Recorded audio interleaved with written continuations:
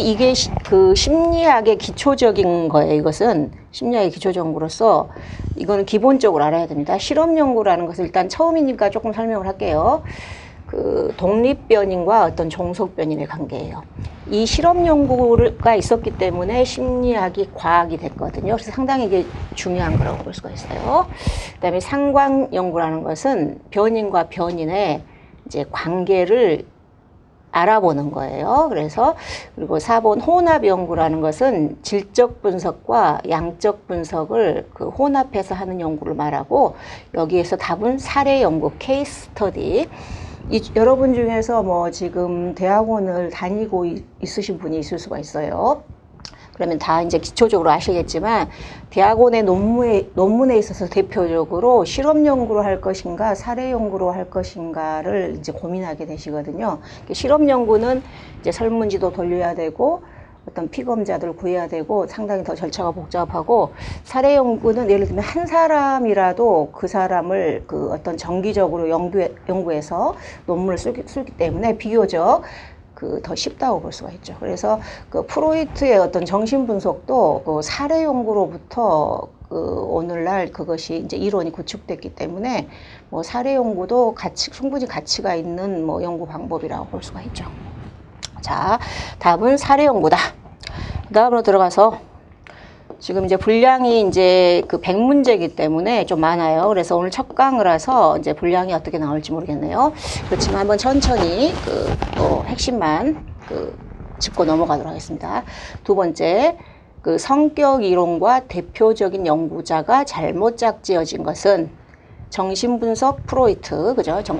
이거는 아주 기초적인 행동주의 로저스, 인본주의 메슬로우, 특질이론 올포트. 그래서 답은 그 2번 행동주의 로저스다. 그럼 인간중심 이론이에요. 정신분석 이론에 대해서 좀 더 대표적인 학자들을 열거해 보면 여러분이 아는 아들러나 융, 행동주의 이론을 창시한 사람 왓슨, 그리고 그 스키너, 파블로프 이런 사람들. 또 인본주의 이론 같은 경우는 그 로저스, 메슬로우, 그죠? 로저스, 메슬로우가 인본주의 이론, 특질 이론 같은 경우는 아이젠크, 카텔, 올포트. 그래서 답은 2번이다. 3번으로 넘어와서 기억 연구에서 집단이 회상한 수가 집단 구성원 각각 회상한 수 합보다 적은 것. 그래서 개개인이 어떤 기억 과제를 했을 때보다 여러 명이 어떤 것을 기억해 보라고 했을 때 그 숫자가 적더라. 개개인의 합보다 더 적더라 이 말이에요. 그런 걸 뭐라고 부르냐? 이것은 단순한 어떤 개념을 물어보는 것으로서 협력 억제. 그래서 집단이 회상한 수가 구성원 각각 회상한 수 합보다 적은 것. 그러니까 협력이 억제된다. 어떤 집단에게 과제를 냈을 때는 약간 억제한다 이런 말씀이시죠. 답은 협력 억제다. 자, 4번. 여러 상이한 연령에 속하는 사람들로부터 동시에 어떤 특성에 대한 자료를 얻고 그 결과를 연령간 비교하여 발달적 변화를 추론하는 연구 방법은.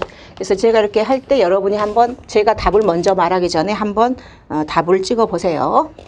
자, 답은 2번 횡단적 연구 방법이라는 거죠. 자, 횡단이라는 것은 이런 식으로, 그죠? 종단이라는 것은 이런 식이거든요. 그래서 종단이라는 것은 어떤 사람이 그 10살 때 어떤 아이가 ADHD였다. 그러면 20대 때는 어떤 것이 어땠을까? 뭐 30대 때는 어떤가? 이런 걸 추적하는 걸 말하고, 횡단이라는 것은 10살이라는 ADHD 여러 명을 연구하는 걸 말하는 거예요. 이해됐죠? 종과 행이 뜻을 알아야겠죠. 종은 일종의 이제